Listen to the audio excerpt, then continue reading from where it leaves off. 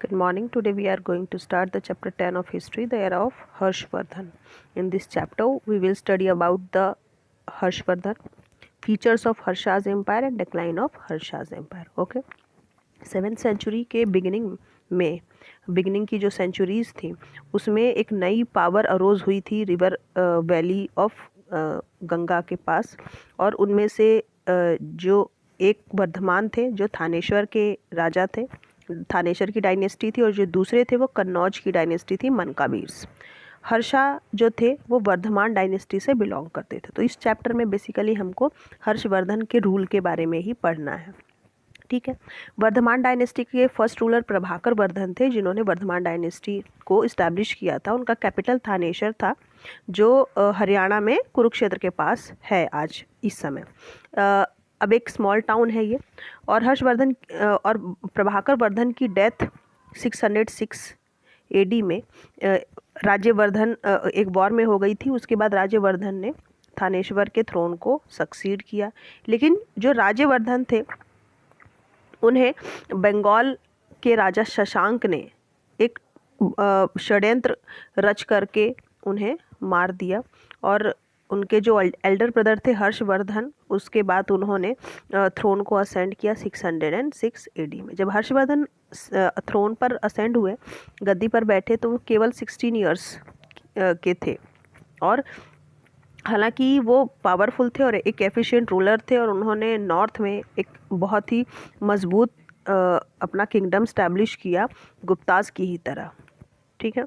तो हर्षचरित जो बायोग्राफी है उनकी, हर्षचरित जिसे बाण भट्ट ने लिखा है। बाण भट्ट जो थे ग्रेट पोइट थे हर्षवर्धन के कोर्ट में। उन्होंने हर्षवर्धन की लाइफ पर एक बुक लिखी है, बायोग्राफी उनकी लिखी है, जिसको नाम दिया है उन्होंने हर्षचरित। जो बाण भट्ट की हर्षचरित है वो ऑथेंटिक लिटरेरी सोर्स है, जो हर्षवर्धन के एम्पायर के बारे में हमें सारी जानकारियाँ देता है। हर्षवर्धन ने कई सारे वॉर सक्सेसफुली लड़े। नॉर्दर्न इंडिया में पंजाब और राजस्थान के पार्ट्स भी उनमें इंक्लूड थे। ईस्ट में बिहार, उड़ीसा, आसाम को भी अपने कंट्रोल में रखा, और बहुत ही एम्बिशियस रूलर थे, और डेक्कन को भी वो कैप्चर करना चाहते थे। और इसके लिए उन्होंने पुलकेशिन II को पर भी अटैक किया। और पुलकेशिन II जो थे चालुक्यास के एक बहुत ही शक्तिशाली राजा थे, माइटी रूलर थे वो साउथ इंडिया में, डेक्कन में। पुलकेशिन II ने हर्षवर्धन की आर्मी को डिफीट कर दिया नर्मदा रिवर के किनारे पर। हर्षवर्धन का जो किंगडम था ऑलमोस्ट बहुत बड़ा था, जितना चंद्रगुप्त II का किंगडम था, विक्रमादित्य का, उतना ही बड़ा इनका भी किंगडम था। कई सारे राजा जो थे उन्हें ट्रिब्यूट पे करते थे और उनकी हेल्प भी करते थे वॉर्स के टाइम पर। ये जो किंग्स थे वो अपने किंगडम में रूल तो करते थे, लेकिन हर्षा की सुपरमेसी को उन्होंने एक्सेप्ट कर लिया था। हर्षवर्धन जो थे उन्होंने फ्रेंडली रिलेशन बनाए थे पर्सिया और चाइना के साथ भी, और उन्होंने बुद्धिस्ट को बाद में एक्सेप्ट कर लिया था, बुद्धिस्ट को अडॉप्ट कर लिया था अपनी लेटर लाइफ में। लेकिन शुरुआत में वो शिव और सन गॉड सूर्य को वर्शिप किया करते थे। उन्होंने बुद्धिस्ट मॉन्क्स को बहुत सारी डोनेशन दी थी, और साथ ही ब्राह्मण्स को भी उन्होंने काफ़ी लेविश डोनेशन दिया था। फिर है फीचर्स ऑफ हर्षाज एम्पायर। हर्षा के एम्पायर के क्या मेन इम्पॉर्टेंट कुछ कैरेक्टरिस्टिक्स थे। हर्षा के एम्पायर में जो लाइफ थी वहाँ रहने वाले लोगों की, उसके बारे में ह्वेनसांग ने अपने बुक में लिखा है। ह्वेनसांग कौन थे? वो चाइना से आए थे और इंडिया विजिट करने के लिए एक ट्रैवलर के रूप में आए थे 629 एडी में।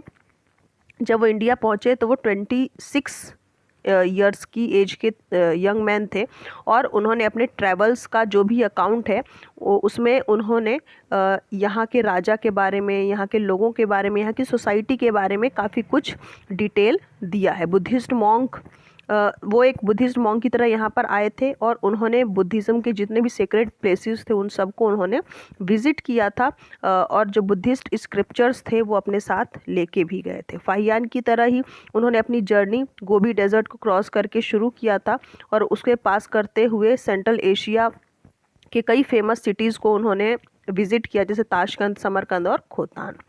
वो इंडिया पहुँचे और उन्होंने पूरी कंट्री को ट्रैवल किया।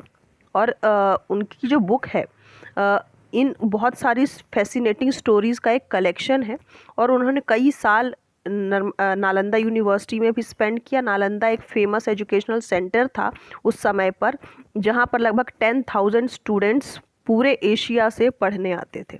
ह्वेनसांग जो थे वो बहुत इम्प्रेस हुए थे यहाँ की सोसाइटी की प्रॉस्पेरिटी से और यहाँ के लोगों के नेचर से, और अपने शब्दों में उन्होंने लिखा है दैट यहाँ के लोग जो हैं लाइट हार्टेड हैं, ऑनेस्ट हैं और ऑनरेबल हैं, और वो कनिंग नहीं है और फेथफुल हैं, अपनी प्रॉमिसेस को फुलफ़िल करते हैं और बहुत ही स्वीट और जेंटल हैं, और वो यहाँ के लोगों के लव और लर्निंग एजुकेशन से भी काफ़ी इम्प्रेस हुए थे। ठीक है। हर्षवर्धन जो थे वो खुद भी एक बहुत ग्रेट स्कॉलर थे और उन्होंने संस्कृत प्लेज लिखे हैं बहुत सारे, जैसे रत्नावली, प्रियदर्शिका और नागरनंदा। ठीक है।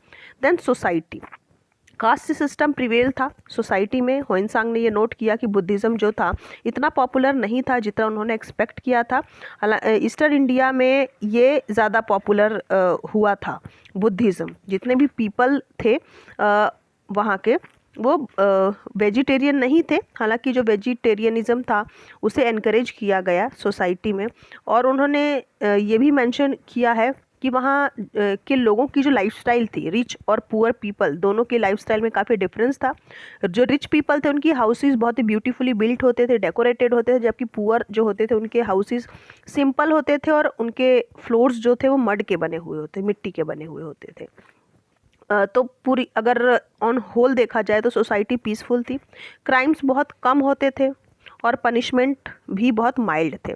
डेथ सेंटेंस नहीं था उस समय पर, मृत्युदंड नहीं दिया जाता था। रोड साइड रॉबरीज़ जो उस समय कॉमन थी प्रोबेबली, और जो कई बार चोरी डकैती भी हो चुकी थी। कई साल बिताने के बाद इंडिया में वो फिर जब चाइना लौटे तो उन्होंने यहाँ के सेम रूट को फॉलो किया।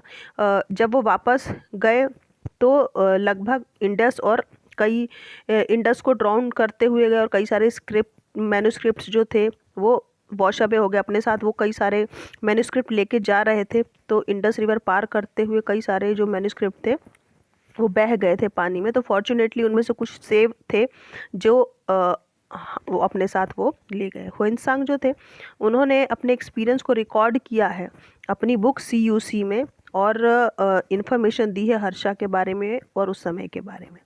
हर्षा की रिलीजियस असेंबली के बारे में हम पढ़ते हैं कि हर्षवर्धन जो थे वो धार्मिक सभाएं लगाया करते थे, है ना। वो हर 5 साल में रिलीजियस असेंबली बुलाया करते थे। ह्वेनसांग जो थे वो इस तरह की असेंबली हेल्ड करते थे कन्नौज में, जो हर्षा का कैपिटल था। और इस 1643 AD में उन्होंने जो है ये असेंबली बुलाई थी इसी तरीके की एक, और जो डेलिब्रेशन था असेंबली में वो लगभग 23 डेज तक कंटिन्यू रहा। और इसमें 20 ट्रिब्यूटरी राजाओं ने इस सभा को अटेंड किया था, इस असेंबली को अटेंड किया था, आसाम से लेके वल्लभी तक के। और 4000 बुद्धिस्ट मोंक्स और 3000 जैन और ब्राह्मण स्कॉलर्स भी यहाँ पर असेंबली को अटेंड करने आए हुए थे। एडमिनिस्ट्रेशन, काउंसिल ऑफ मिनिस्टर्स जो थे असिस्ट करते थे राजा को। प्रिंसेस और जो दूसरे ऑफिशियल्स थे वो भी एडमिनिस्ट्रेशन को हेल्प करते थे। पूरा एम्पायर जो था प्रोविंसेस में डिवाइडेड था जिसे देशज कहा जाता था। देश को डिस्ट्रिक्ट्स में डिवाइड किया गया था जिसे प्रदेशा कहा जाता था। और जो ऑफिशियल इंचार्ज होते थे डिस्ट्रिक्ट के उन्हें आयुक्त कहते थे। और वो प्रोविंसेस के जो इंचार्ज होते थे उन्हें कुमार मात्य के नाम से जाना जाता था। ठीक है। फिर decline of Harsha empire, Harsha की डेथ 647 AD में थी और बिना किसी मेल सक्सेसर के उनकी डेथ हो गई। तो उनकी डेथ के बाद एक बहुत ही बड़ा पॉलिटिकल डिसऑर्डर आया नॉर्दर्न इंडिया में, जिसका रिजल्ट ये हुआ कि हर्षा का एम्पायर डिसअपियर हो गया, ख़त्म हो गया। कई सारे रूलर्स जो थे उन्होंने अपने आप को इंडिपेंडेंट स्टेट में कन्वर्ट कर लिया, और जो ग्लोरी थी एक स्ट्रॉन्ग और एक यूनाइटेड इंडिया की, जिसे लंबे समय तक सेटअप किया था, वो एंड हो गया। हर्षा जो थे वो लास्ट ग्रेट किंग थे नॉर्दर्न इंडिया में जिन्होंने लोगों को यूनाइट करके रखा था। ठीक है। तो ये चैप्टर ख़त्म हो जाता है, यहाँ पर फिनिश हो गया है। इस चैप्टर को आप रीड कीजिए, अच्छे से इसकी एक्सप्लेनेशन सुनिए, इसके क्वेश्चन आंसर्स मैं आपको फिर प्रोवाइड कराती हूँ. And this is the last chapter of your SST portion. After that we will do the revision. Okay, listen the chapter very carefully and write down the terms given here. After that I will provide you the question answer and book exercise. Till then, goodbye, take care.